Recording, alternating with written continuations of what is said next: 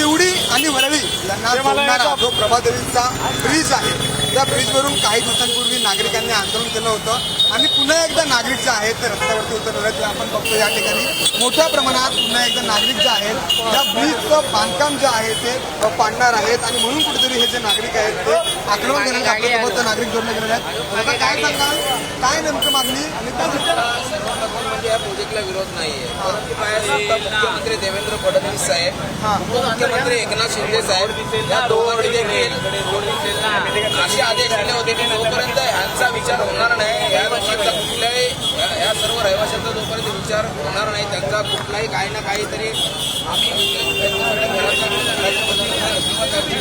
बघणार नाही, त्यांचा डेव्हलप होत नाही तोपर्यंत आम्ही हा ब्रिज बंद करणार नाही असं रहिवाशांना एक आश्वासन दिलं होतं. ते आश्वासन आज MMRD न कुठल्याही अंमलात न आणता त्यांच्याकडे एवढी डेअरिंग आली कुठून?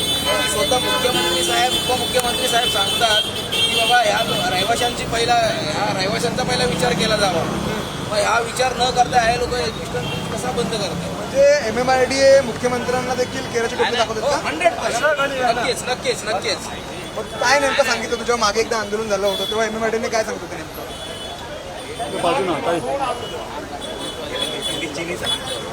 जोपर्यंत 19 आणि अचानक कशा हात लावायला कशा. आणि इथे जेव्हा आम्ही काही प्रश्न विचारतात MMRDला, तर MMRD UDकडे बोट दाखवते, UD MMRDकडे. समजा यांची प्लॅनिंग आहे का नाही व्यवस्थित, तर फसवणूक करतात. मी खरोखर बोलतो, आज इथे फसवणूक झाली मुंबईच्या शहरामध्ये, मुंबई झाली नाही, ऑल ओव्हर महाराष्ट्रामध्ये होती. पुढचा इलेक्शन आहे, त्याला एक मतदान कोणी, माझी तर रिक्वेस्ट आहे कोणीतरी महानगरपालिकेला एक मतदान देऊ नका, त्या आमची लय मोठी फसवणूक करतात सरकार. MMRD पुन्हा बंद करण्यात आलंय का? मी बोट लावले ना, MMRDनेच लावून गेले. आज 10 तारीख त्यांनी डिक्लेअर केली होती. अनिल कुंभारे साहेब आहे, अनिल कुंभारे साहेबांनी जेव्हा इथे सांगितलं त्याबरोबर जुनी नोटिफिकेशनच्या हिशोबाने चाललं, ती डेट जे 3 महिन्याच्या अगोदरची जी होती ना त्या हिशोबाने चालायचा त्यांचा प्लॅन होता. आम्हाला यांनी विश्वासात तर घेतलं नाही, नवीन नोटिफिकेशन काय काढली नाही आणि लगेच ते अनिल कुंभारे साहेबांनी तेच जास्त करत होते. जेव्हा आम्ही MMRDला विचारला की तुम्ही अनिल कुंभारे जॉईंट CPला सांगितलं, ते सावध भूमिका घेत होते, ते बोलत होते. आणि आता अचानक डायरेक्ट यांनी बोट लावायला हे आम्हाला आजमावतात आहे. आज एवढे उत्तर पूर्ण फॅमिली लहान मुलं सगळं रस्त्यावर बसतात त्या ब्रिजला हात लावून. बोर्डमध्ये असलेलं की आजपासून ब्रिज बंद करा म्हणून होता रोडवर लेट होता, त्यात बोट तोडला म्हणून ते साईबाबा मला दिसलं नसेल, मी फोटो पाठवतो. त्यांनी क्लोज एल्फिस्टन क्लोज करून यांनी बोर्ड लावला. त्यांचा विरोध आहे आमचा, सर्व रहिवासी लोकांचा जो विरोध आहे. आणि रहिवासी लोक बाकीच्या पब्लिक इथे 4 हॉस्पिटल आहे, काय प्रोव्हिजन केली आहे लोकांनी?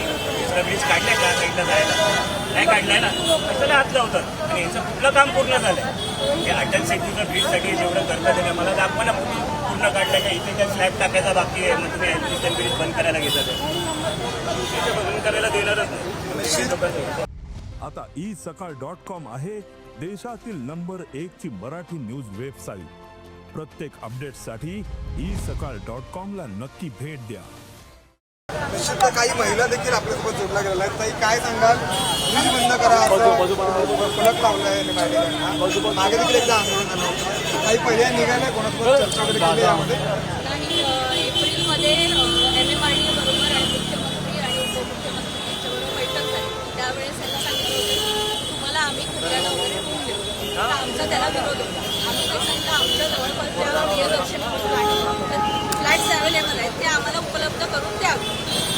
तर त्यांच्यावरती चर्चा करणार होते आणि सांगितलं होतं की 40 दिवसात तुम्हाला आम्ही लेखी लिहून देऊ, पण तसं काही झालेलं नाही. आमची फसवणूक केलेली आहे.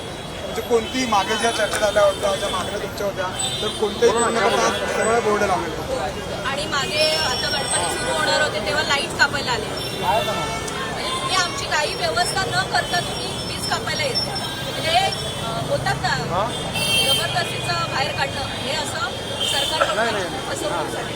आमच्या मुलांच्या शाळा येते, हॉस्पिटल्स आहेत. आता गणपती आणायला मी गौरपराच्या ब्रिजवरून गेली तेव्हा मला 2 तास, म्हणजे टॅक्सीमध्ये 2 तास गेले. मग समजा हा ब्रिज बंद केला तर कसं जाणार? म्हणजे जे ॲम्ब्युलन्समध्ये पेशंट आहे तो तिथेच मरण पावेल. या सगळ्या सोयी सुविधा तुम्ही न करता आधीच तुम्ही लोकांना हाकवायला बघताय. आज तो बंद करणारा तुझ्याचा फलक लावलेला आहे. काय असेल पुढील भूमिका सर्वांची? फलक लावला आम्ही आंदोलन करू. आम्ही सुरुवातीला पण आम्ही आंदोलन केलेलं, आता पण आंदोलन करू. पूर्ण विरोध आहे. तुम्ही आमच्या मागण्या पूर्ण करा.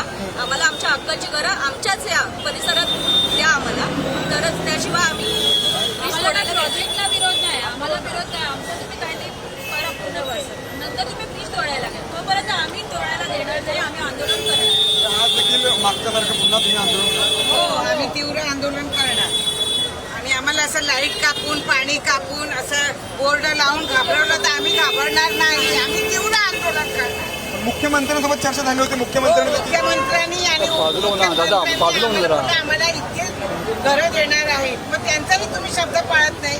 MMRDA मुख्यमंत्री शब्द पाळत नाही. हो, नाही पाळत नाही आहे. पाळत. मुख्यमंत्री स्वतः बोललेले जोपर्यंत आमचं पुनर्वसन होत नाही तोपर्यंत ब्रिजला आणि आम्हाला करायचं नाही. काही लिहून दिलेलं नाहीये. 40 दिवसात सांगितलं होतं, आता जवळजवळ 4-5 महिने झाले तरी आम्हाला काही वेगळं वगैरे सगळं इफेक्ट आहे. आता जे आहे ते आम्हाला लेखी स्वरूपात पाहिजे, तर आम्हाला विश्वास बसणार. असं आम्हाला कोणी सांगितलेलं आम्हाला विश्वासच नाही.